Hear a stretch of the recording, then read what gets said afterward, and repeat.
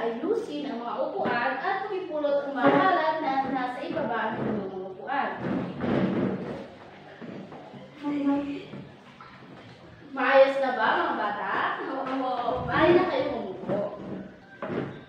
Kamusta kayo mga bata? Okay lang po. So, nais si teacher na ipakilala ang aking sarili. Ako nga pala si Binibining Geraldine, ang inyong magiging guro sa araw na ito. Gusto kong malaman, may nariban ba sa araw na ito? Wala po. Magaling! Mahusay! Bigyan natin ng palakpak ang ating mga sarili.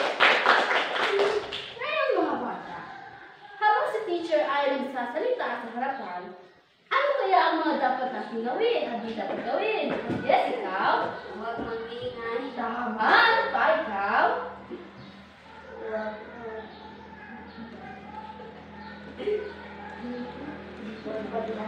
Tama! Huwag maglaro. Ano pa? Makikinig. Tama! Makikinig. At ikaw? Umupo ng maayos. Umupo ng maayos. Nakupo ka ng maayos? Opo. Mahusay! Bigyan natin ng palakpak ang ating sarili. Ngayon mga bata, may napapansin ba kayo dito sa harapan? Opo. Ano kaya nakikita ninyo? Rabbit. Rabbit? Ano pa? Aso. Aso, ang manok. Manok, meron din manok. So ito ay nasisilbi ninyong puntos.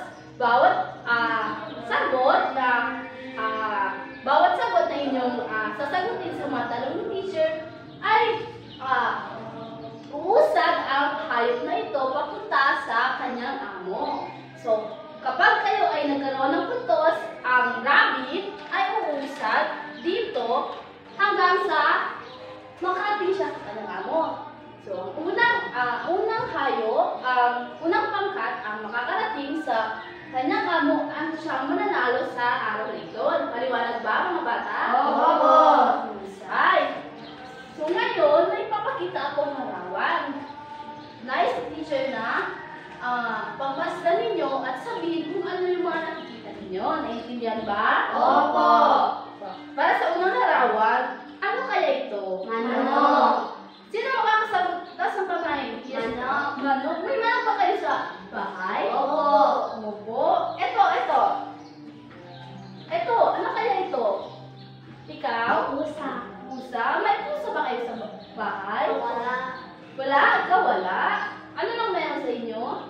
Manok? Aso, meron din ba? Opo. Ano kaya ang tunog ng pusa? Paano? Paano nga? Mahusa. Mawari.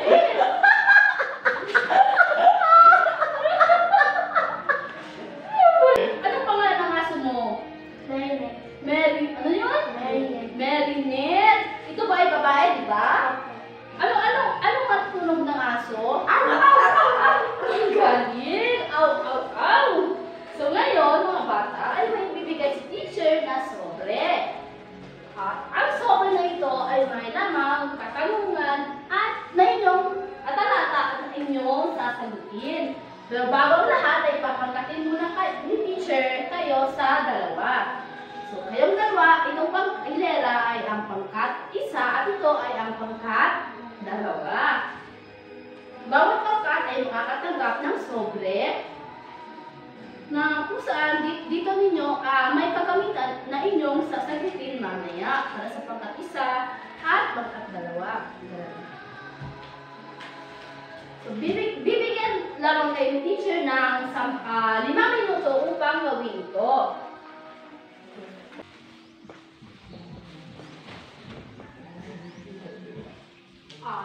Ang inyong 5 minuto ay natapos na. Kaya idiligat na natin ang inyong mga sagot sa isara. Yes, mabili. Kaya. Hoy, nakukita ko niya ba sa roto? Wow. Pero pwede lang sa guitar voice lang.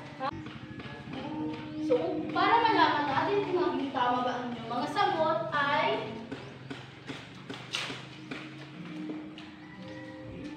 tutuklasin natin sa ating leksyon ngayong araw.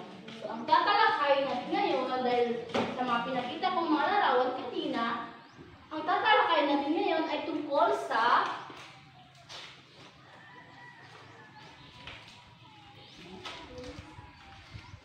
pakibasa nga lahat. Mga hayop na maaaring alagaan. Tama, mga hayop na maaaring alagaan. So, para malaman natin kung tama ba ang iyong sagot, para sa unang katanungan, sino ang makakabasa?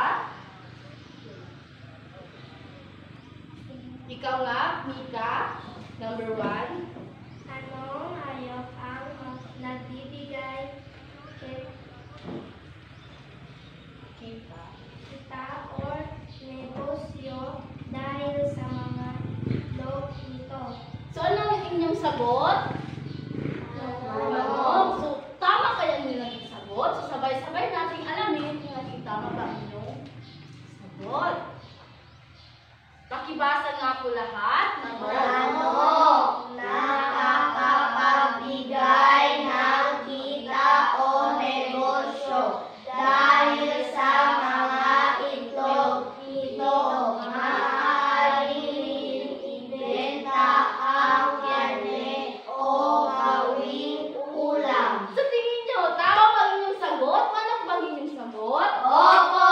Mahusay. So, dahil dyan, ay i-check ni teacher dahil tama ang inyong sagot. Para sa unang pangkat, tama. At sa pangalawang pangkat, tama. So, dahil tama ang inyong sagot, ay usad ang inyong pangkat. So, ang pangkat isa ay dito na sa pangalawa. Opo. Ay, dito na sa pangalawa. So, sino ang manonood na ulit sa bahay? So, tama ba yun na nakakapagbigay ito ng itlog? Opo! Diba? Tama. Dahil ang itlog, diba, nagbibigay ito ng sustansya sa ating katawan. Mahusay. So, para sa pangalawang katanungan, sino makakabasa? Ikaw nga. Anong hayop ang nagbabantay na tahanan? Anong hayop ang nagbabantay ng tahanan daw? Kung walang tao ang bahay, di ba may mga hayop din na pwedeng magbantay sa bahay natin, di ba? Opo. So, ano kaya ito? Ang Aso. sagot ay? Aso.